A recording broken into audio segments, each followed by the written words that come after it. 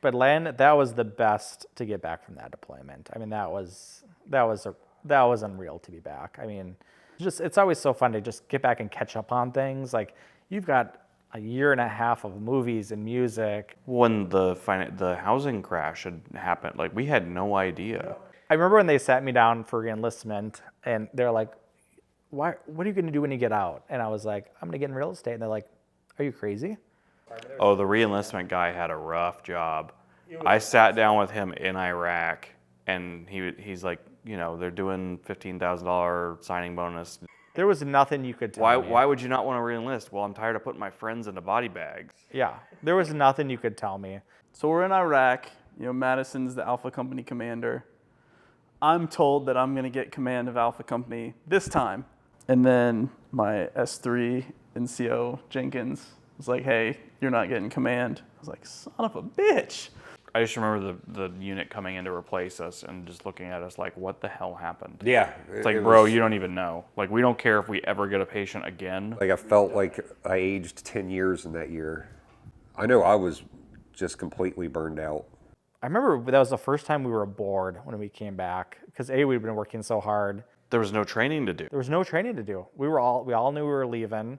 We came back, and I remember going to Taco Bell with Crane, and we were looking around, and these people were acting like everything was okay and normal. It was odd. People were getting married and having kids at that point. I mean, after 5 years, and it was just such a unique instance to have people so close for so long. So our unit did this life cycle thing.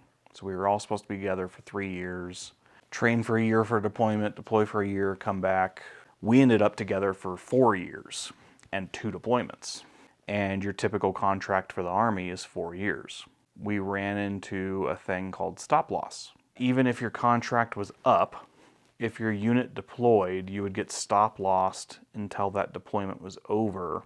You were stop lossed for that deployment. I was. Yeah, I got out in March, so I was in for 13 or 14 months longer than my enlistment. Especially for those guys that were stop lossed, that couldn't go home. That was hard. There was a lot of us that were stop lossed. Yeah. I mean, I was stop lossed at the end of the deployment. I was like in a bad place personally at the time. Probably the same place everyone else was. I was just done. And I was even that way a lot of the time in Iraq. You're doing what you gotta do, but at the same time, you're like, that's all I'm doing. His date that he was supposed to get out of the Army was like 2 weeks before we were supposed to deploy. You can't tell me that man's not a hero. He spent 13 months in hell for his friends. Yeah, people always say, "Oh, you're like we were family." I mean, we were together. We knew every detail of everyone's life. I mean, we just sit there and talk all day long. There's nothing else to do. There's this camaraderie that I can't explain well. We just got each other's back. You don't question it. You don't wonder about it. And it's people that have nothing in common with. You're there for each other. You got each other's back when it actually matters. You don't turn your back on each other. What was coming home like?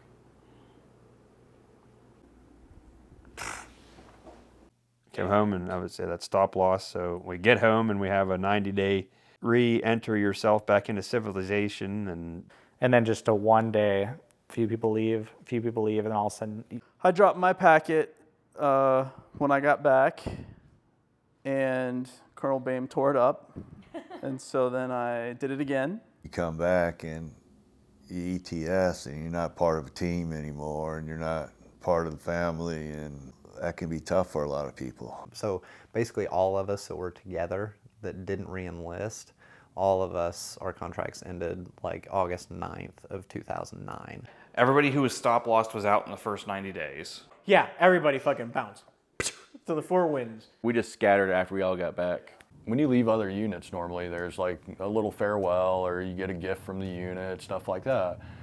There was such a mass amount of people leaving at that point. Yeah, there was nothing. Everybody was going somewhere. You think, like, you get together with family, even for a long weekend, you get together, you have a lot of fun, you do all the stuff, and then you say your goodbyes. We'd been together for, some of us, 3, 4, 5, 6 years. There was no formal way, organized, hey, let's have a picnic. Kept in touch with, James and Meadows for a while. I talked to Clark a lot because he and I were roommates in Iraq. But yeah, it just felt weird to be back. And then a lot of things changed. A lot of turnover, a lot of new faces. I remember when I first got to Polk, you know, and I saw guys that were seasoned. They had gone through deployments. These guys know their shit. So like when we were training, they could draw on, well, here's really, I mean, you could go by the FM, right? But here's really how it goes. But then all of a sudden we're those people. Yeah, we got transformed, and I'm like, I didn't want to be this person. We were going to get married. I didn't want to be, you know, back at Fort Huachuca or deployed again. I'm wanting to start a family. I felt the same as Carrie, that, you know, we were going to get out and start a family, and with deploying every other year. So we got back. I was out by June, but then I still had IRR. So in order to get rid of that, and you did too, we had to join the National Guard. We went to 769th Engineer Battalion in Baton Rouge, Louisiana. My life went crazy after that deployment. Like, it's ultimately why I ended up getting out. I ended up just running in an optometry clinic. That probably wasn't too bad. No, it wasn't too bad, but I was self-medicating, and Nobody was okay. yeah, I was very much not okay. I was hiding in a bunch of drugs. I couldn't drive down the road without seeing shit out of the corner of my eye that would cause me to slam on the brakes. I didn't cope any other way except for to adrenaline out, workout, and then drink to the point that I could just stand it. To be not taking care of myself, to my lifestyle and my weight and everything being at its highest, and this teaching, it gave me a purpose and all that. So that was pretty nice.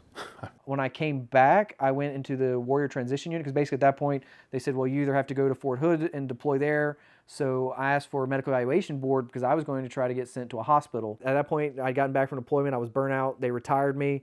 And I was like, I don't want to do medical anymore. So I went to business school, spent about 4 years. I traveled all over the world, got real drunk, got real fat, got degrees, where I started doing dialysis case management. I did that for about 8 months.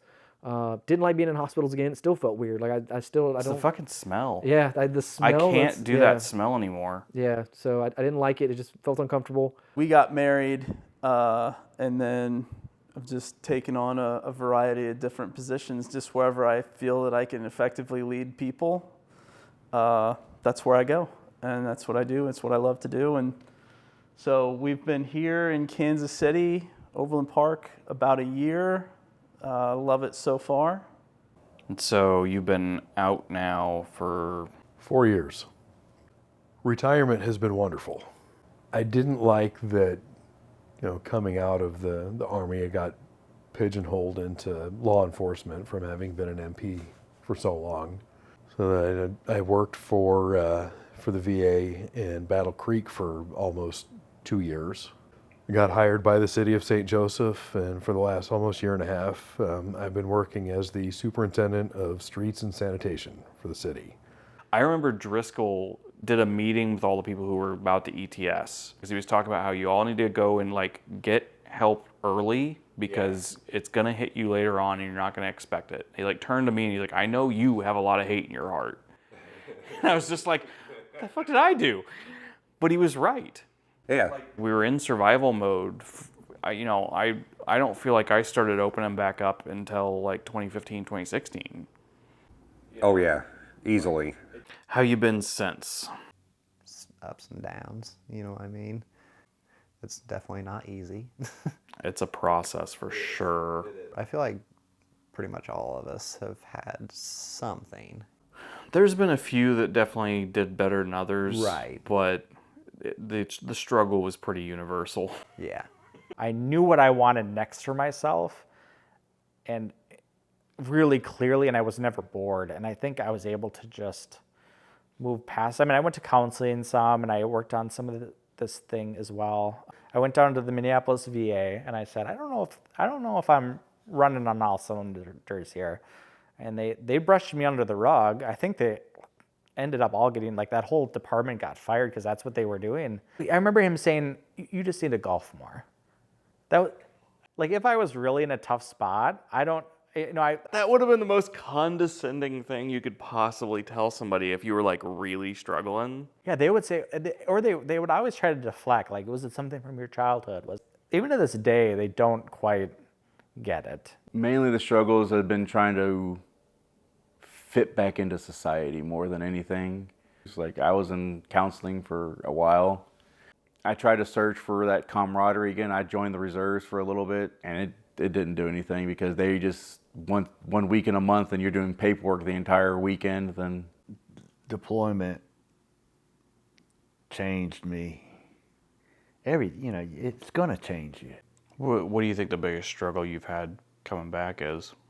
Far more of a misanthrope than I've ever been my entire life. I'd rather be around a group of dogs than a group of people, probably. I was able to get a decent job not too long after I got out. It hasn't been all bad by any means. More the social part of it that's probably the most difficult. But it's worked out well. It's definitely a process. Like there's some people who have worked through it faster than others. Yeah. Some people who are kind of still struggling with it. Oh, I still work through it every day. I got 40 horses. There's goats and chickens. If I'm having a shit day, I can go out in the pasture and talk to a horse. I didn't have a job lined up. I just knew I wanted to get out. So I ended up joining the Army Reserves. I did 3 years with the Army Reserves here in Virginia. You don't know how hard transition is at that point. It's like the honeymoon period. Exactly. Yeah, you're like, I'm out. It's, gravy. You don't know the changes or how much you have changed until afterwards. I did well. I've coped well, I think. I do remember having dreams about different things like that, but I never haunted me. People used to tell me, you've changed. I used to get that all the time. You're not the same. You're not the same. And so now, like I said, I can look back and say, yeah, most people were right when they were telling me that, because I remember most of my time, I'm angry. I'm angry all the time. I don't know why. I do remember being when we got back from Iraq, I would get really angry, especially when drinking. Alcohol can bring all that ugliness back. I found that if you get too drunk, then you start thinking about all the guys and different stuff. When we went to that National Guard unit, they did a demolition range. They set a time fuse. Doesn't go off, wait 5 minutes. Still doesn't go off. It's an E8. Wants to go back in to check the system. And you're like, no, you wait. You can't do it. And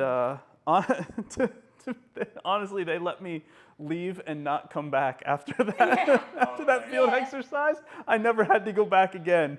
I don't really dig 4th of July much. It's not that I get scared or don't want to see it. It's kind of a been there, done that. I used to hunt. I don't hunt anymore. Same thing, same reason. Yeah. I don't even really shoot much anymore. It's been better now, but yeah, it was a lot later that I really ran into a lot of stuff. I'm a pretty patient person, a pretty calm person compared to most. So I think that was it. But when life would get difficult, it would just get more difficult. It would be. I was always confused because they said, I'd be taking a college test and just as stressed out as I was in Iraq. And it was like the meter, I was either at a 0 stress or a 10. A lot of just anxiety about little situations or ruminating on something. I didn't have nightmares.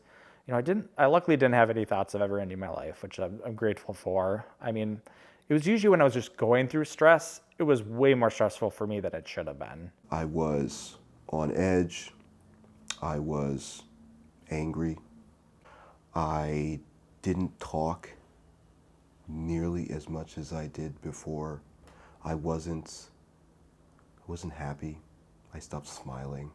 There were a couple of kind of serious suicide attempts. The first sergeant that I had at the time, he was a sergeant first class. He was our detachment sergeant. He had told me later in time he was kind of waiting for this moment to happen. I ended up hitting a breaking point. He said he's seen it happen too many times. You go from a unit like 10th Mountain where our op tempo was 110 miles an hour, and then now I'm in U.S. Army Japan in a law and order unit where we're barely doing 20 mile an hour. Probably December timeframe 2009, after talking to First Sergeant that night, he walked me over to a chaplain, and that was kind of my first experience with counseling ever. I wish I had figured it out that quick, or had somebody to figure it out for me. My buddy Bellamy was the reason I did. Sarah and I, we do a lot of talking about that, dealing with the anger, knowing how to use it, how to process it instead of just burying all the anger is kind of what's gotten me through a lot. One of the things that I did nearly daily for probably a period of 2 weeks, my grandmother, she lived down the road on a farm. There was a tree that probably needed cutting down, so I took just a hand axe, just started to chop at it. But I just needed an outlet. I needed something to do and somewhere to put my anger or my grief. You know, angry was useful when we were deployed. And it's not useful anymore, but it's the only thing you kind of know at that point. And so again, going back to, I guess, my whole transition into civilian life, at the time I was happy I wasn't seeing the big picture. I wasn't seeing how I had changed. I was going to school, and then, you know, I got a few run-ins with the law because of my bad behavior, and all of that changed.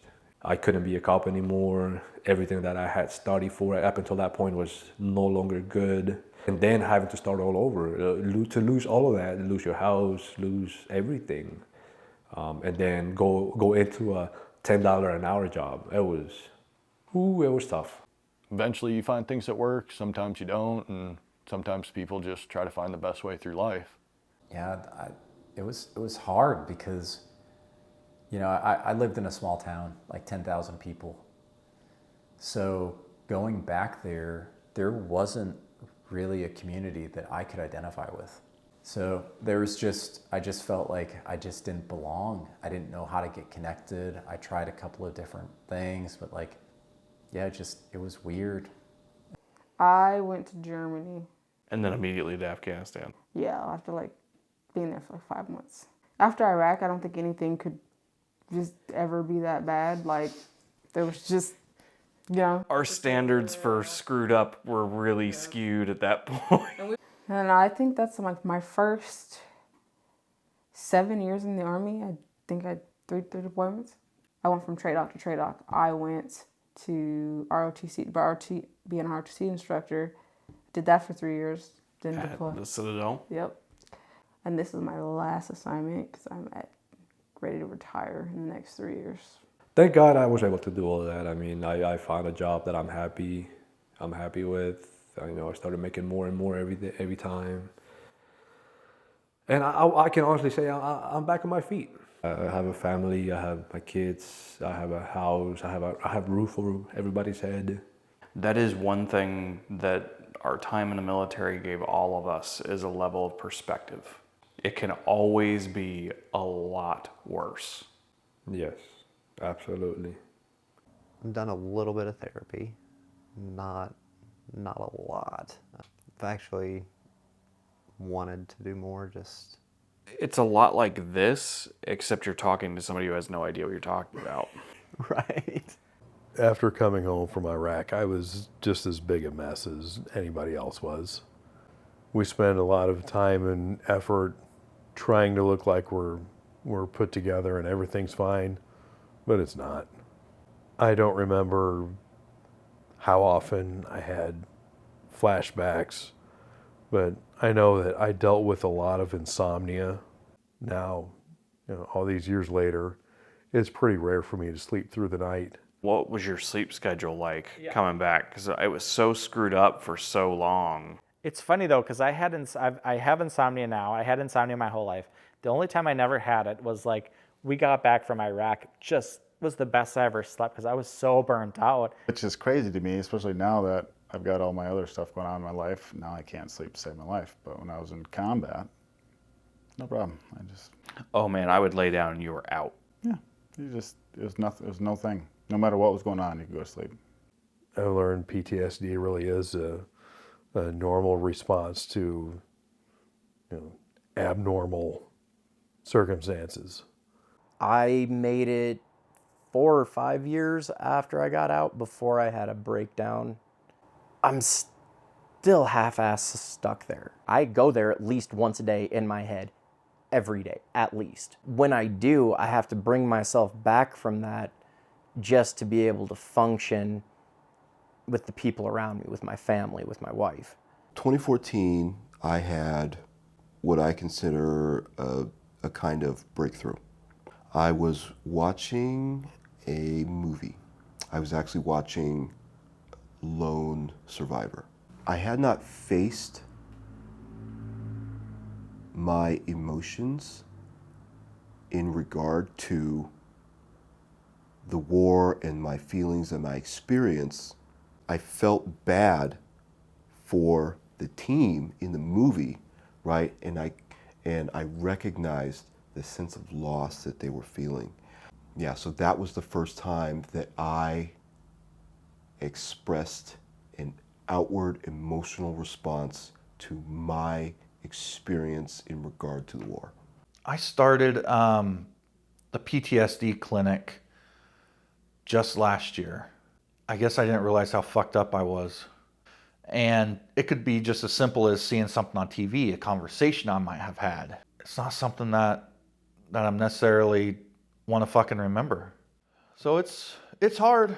I mean, it's a daily struggle. I think that's one reason I like being part of the CVMA is because those are brothers that have been through what we've been through, you know. What I was really focused on though, so I wasn't really thinking about my anger, was like, oh, I gotta move on. I have to get back to life.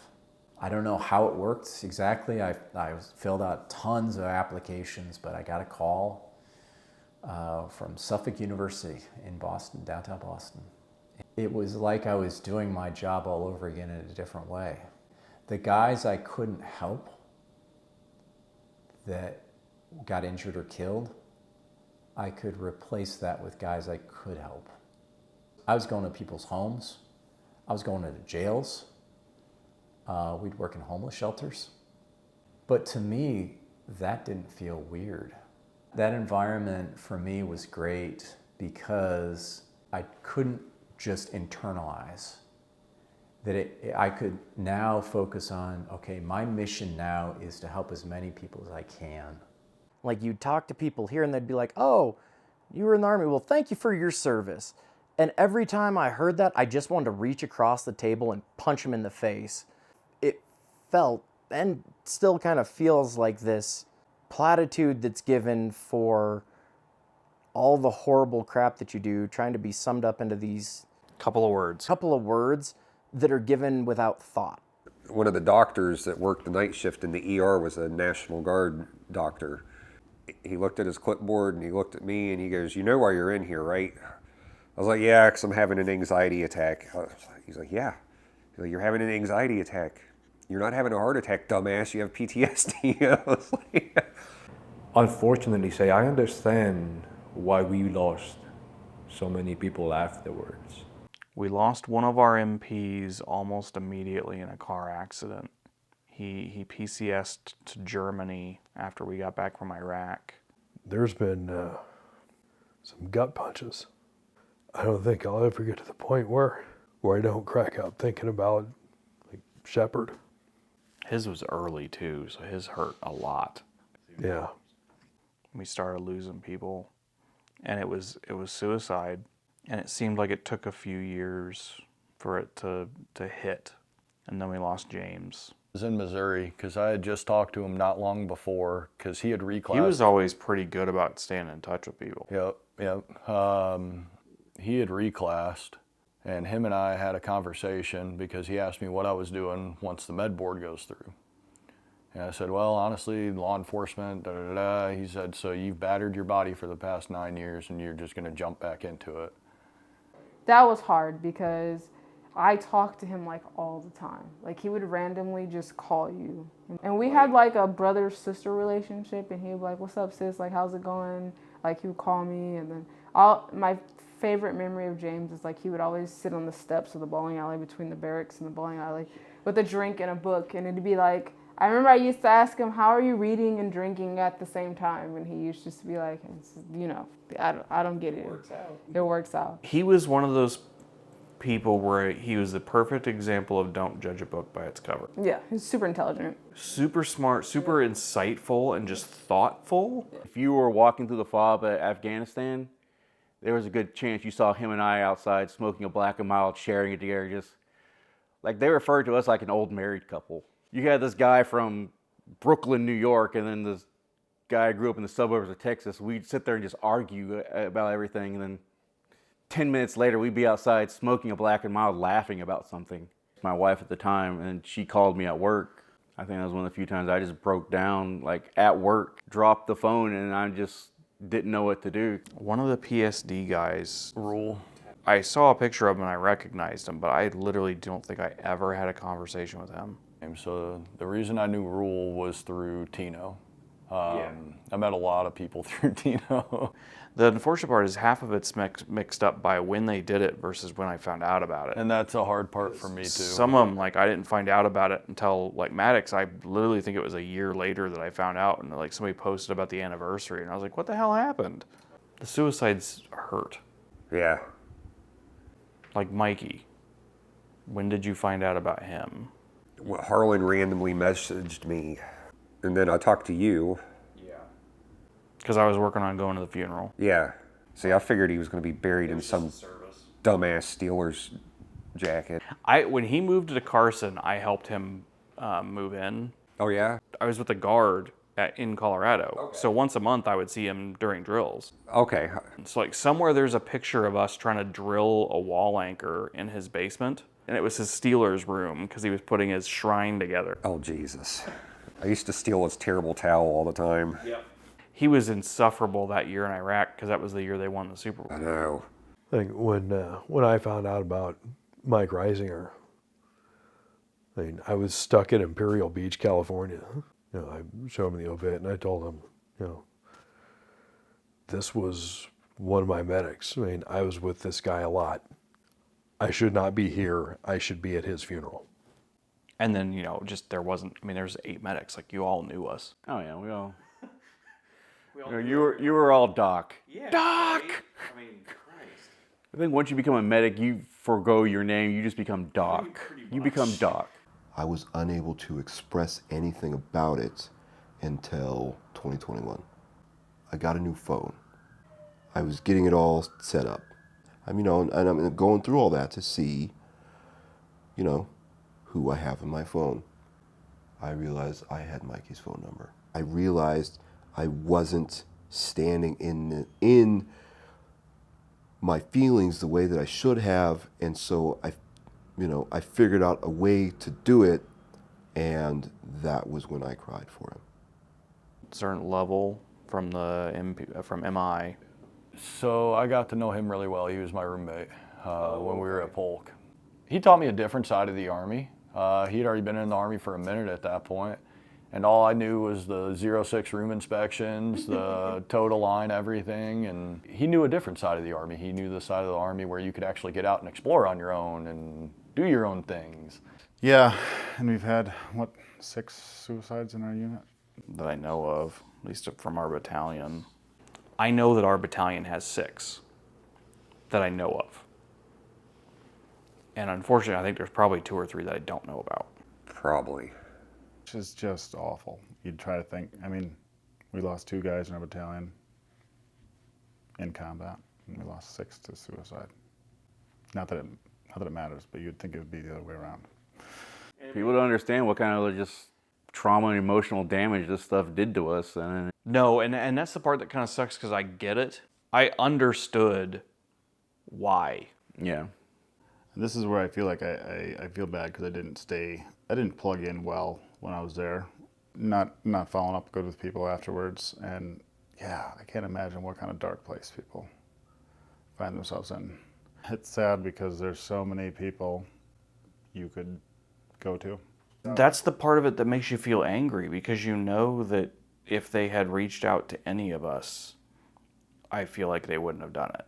You don't even need to talk about it. Just say, hey, something's going on. Yeah, hey, I'm not doing good. Yeah, right. Okay, what do you need? Right, come on, just come with me. I didn't get along that great with like Dalton or Lord or like some of the, like I wasn't friends with them, but they're still family. Yeah. For the first few years after getting out, I was convinced that everyone else was the problem. And that you were fine. Yeah, I was fine. I would say up until maybe a couple of years ago, I may have made my peace with my time in the military. But it's a process. I mean, it takes a while. It's a hard finding meaning. I've said it a couple of times now. I don't think I could have done this project 5 years ago. Yeah. Oh no, I could not have done this 5 years ago. I think I agree with that, definitely. I think we're kind of starting to get some more perspective on it, and people have kind of moved on with their lives to where they're at a point where they can look back at it. I can talk myself down now. Yeah, but even like 5 years ago. No, 5 years ago I was still having anxiety attacks and going to the ER telling them I was having a heart attack. I haven't really talked to anybody about this shit. And to have had that much just trauma compressed into a short amount of time, and then literal trauma, right? Like, then, you know, spend years after that hyper-focusing on everything else, being an alcoholic, like working through different things. And then for me personally, it's only been in like the last 2 years, I've been like opening that door at all. Like, I probably wouldn't have even said any of this 2 years ago. You know, but there was that initial trepidation of like, what if nobody wants to be involved in this? Yeah. What if literally just everybody is just like, no, I'm not going to talk to you about all that crap. I went back and forth quite a few times in my head about doing it and not doing it, and I think that's why Sarah kind of just took the reins and started talking to you at that point. Thankfully, I've gotten responses from a lot of people. And I've had ones where it's like, if you don't want me to film, I don't have to film. You know, like I talked to Goodrow and I didn't film anything. I didn't film anything with Mike's parents because they weren't going to add anything to it.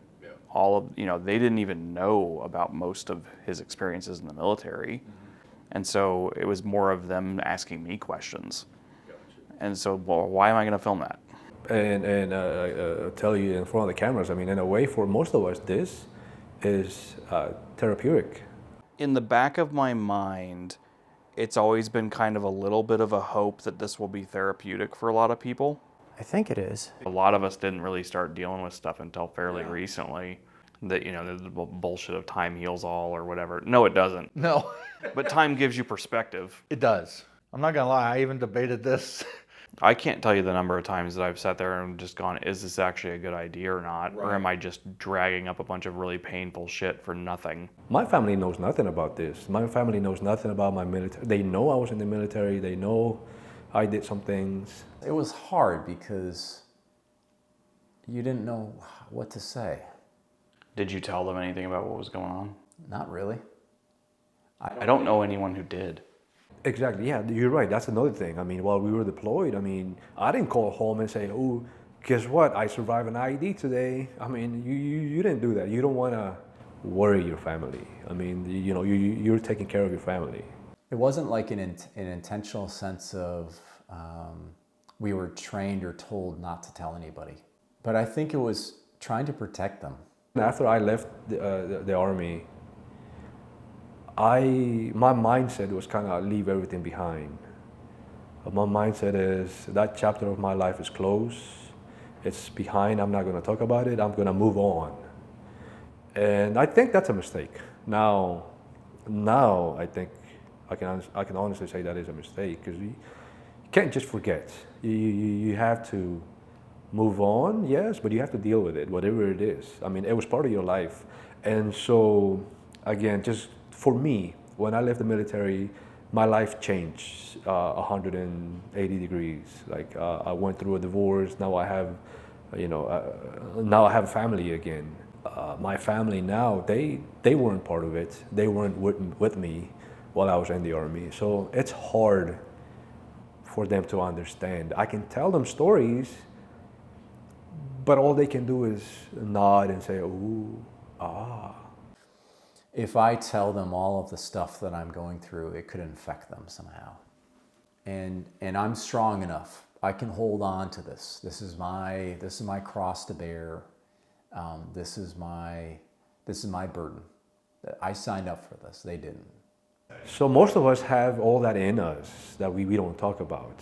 So again, in a way, this is very therapeutic to be able to talk about it with somebody who's there. Most of these guys sharing our stories with us. I mean, we understand each other. We know exactly what we went through, and I hope we don't have any more losses. I mean, it is just as simple as pick up a phone, make a phone call, talk to somebody. Once you finally sit down and realize what you've been doing with your life, like, holy crap. We've had a lot of life experiences. Good, bad, and different. It's a lot going on. Just looking back at it all, I was like, sometimes just like, man, how did I survive? How did I make it back alive? And I suppose that is my hope for you doing this, for this project, is put real people's faces behind the things that they've heard on the news. We're 15 years down the road now. What does that feel like? Seems like yesterday it happened. So the thing is, he was robbed of his life. So how does it feel to now have 160 extra people in your family? Great, I wish they'd come visit me. Sure. My hardest thing when he was 25 when he died. My hardest birthday was the 25th birthday, because then I'm now older than him, and he was 4 years older than me. Yeah. So just growing up and he's not, that was hard. That's been a hard reality. And then having kids and him not being there to know my kids, and I talk about them a lot. So they know, especially my oldest, he's my son. He knows, he's asked questions, and I've kind of told him what happened. For me, it's, I don't talk about it a lot. It's hard for me to. I don't know that too many of us do. Like, it's always kind of there in the back of your head, and sometimes it's there in the front of your head, but it's not something you just sit down and like have a conversation about. Yeah. They didn't get to meet him, obviously, but we talk about him a lot, and my son's named after him. You feel like you do, and then a song comes on, or a movie comes on, or Yoo-Hoo's. He didn't always show, but he did have a heart of gold. Yeah. He was the ultimate, like, dependable friend. Yeah. Mm-hmm. Life happens, but I think if you were to put all of us in a room together, we would carry on. It'd be like no time at all. Like no time has passed. Yeah. It's impossible to put into words. There's like a love you have for these people that you can just pick up right away again, and aside from time and memory, and it's just that you'll never have friends like the ones you made in war, like actual war, like not these JRC exercises. Like we've been through shit together. Those friendships aren't like no matter what.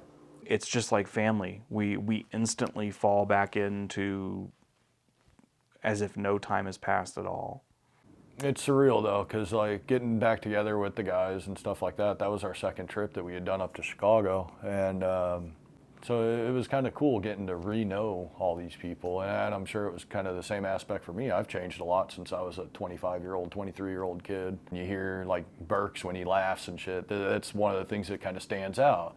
All the things that have changed, but you still have that friendship to lean on. It was a super dysfunctional family that I will always love to a certain degree. Everyone asks me, like, oh, like knowing what you know now, would you do it again? Yeah. If you gave me the choice to go back in time and do it again, yeah. Knowing what I know now, yeah. These are the most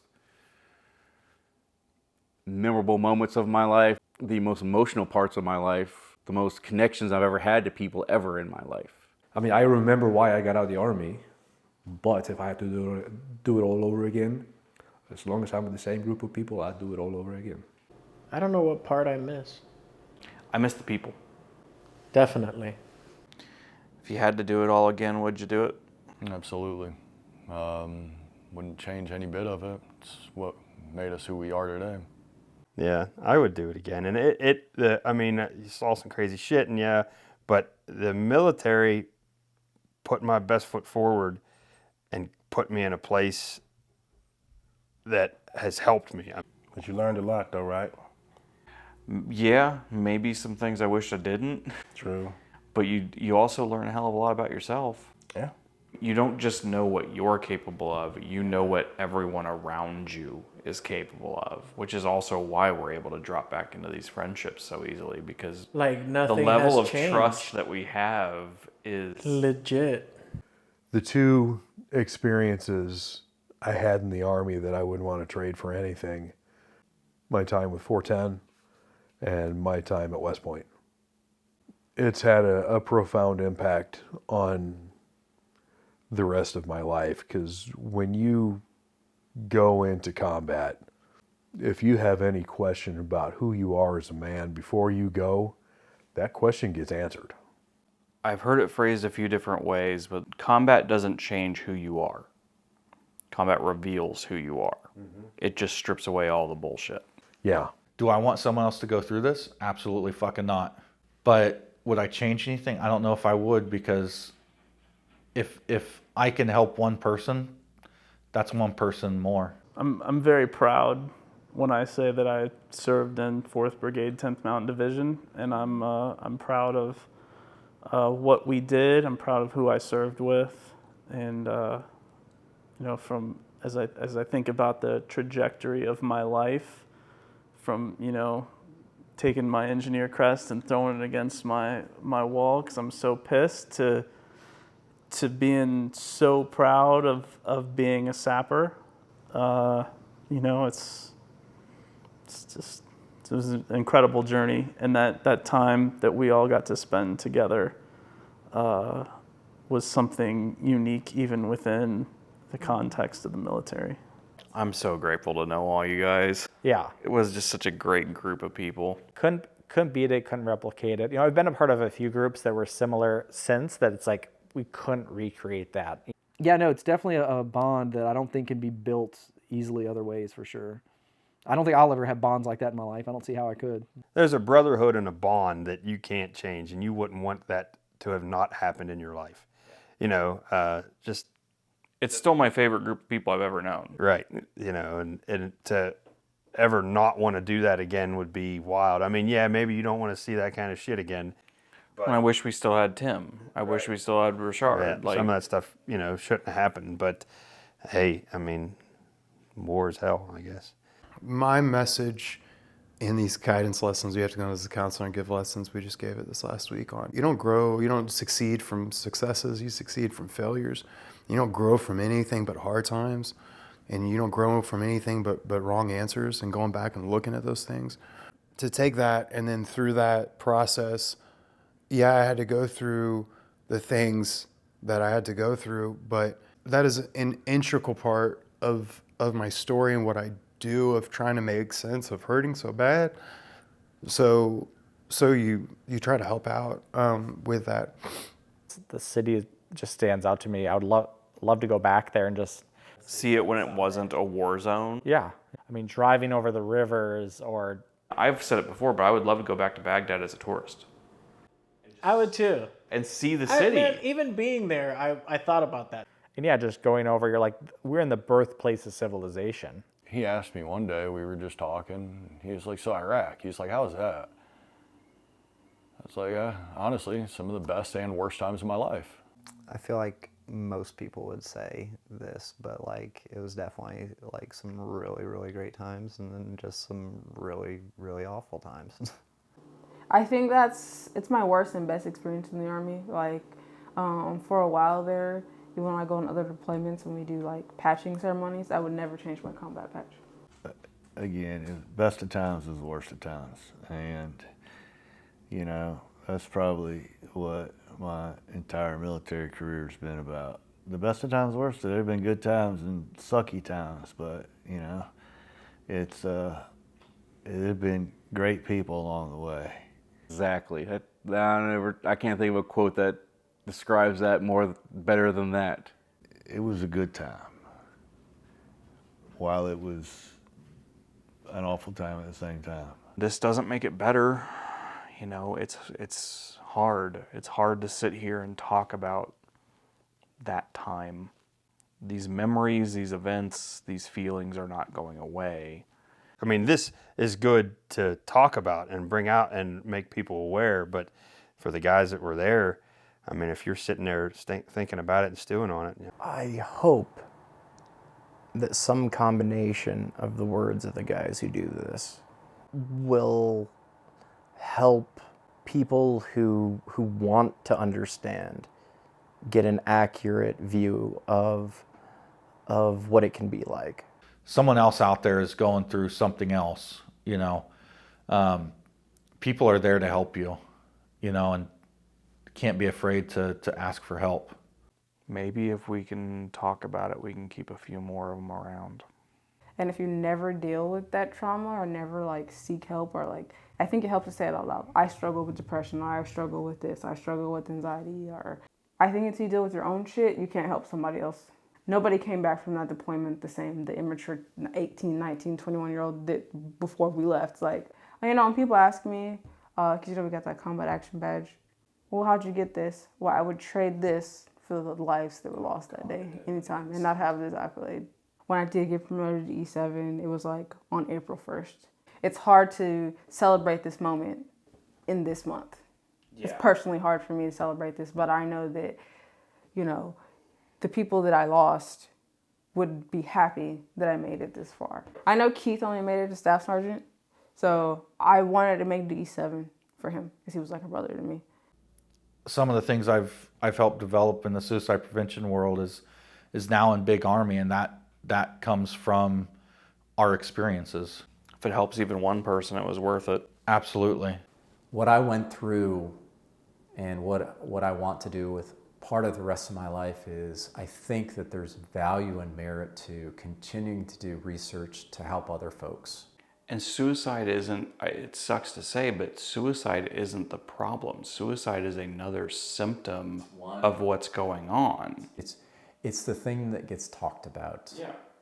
It's the lack of having the wholeness of life. And that's the most lasting aspect of it. It can be done through action, but it can also be done by those that have the ability of the time, the money, the influence to change how we treat folks as they leave the military, meaning give them the tools, and change how we accept them back into society. Is that quote that's going around, nobody knows how much violence it took to be this gentle. The one that sticks with me a lot, it's from a book that I read while we were in Iraq, and it's you are what you do when it counts. You are what you do when it counts. Fuck yeah. I still, now and then when I ride around, I'll look at stuff and think, shit, there's a bomb, That's all I got for now. That's it, brother. I don't think I have anything else to add. I don't know how much more you want from this. That's okay. If you're good, we're good. Okay, I think I just burned out a little bit. Nowhere else would I have worked. Loved it. Grand scheme of things, I tell Jen all the time, man, it could have been so much worse. It could have been so much worse. It could have been a lot better though, too.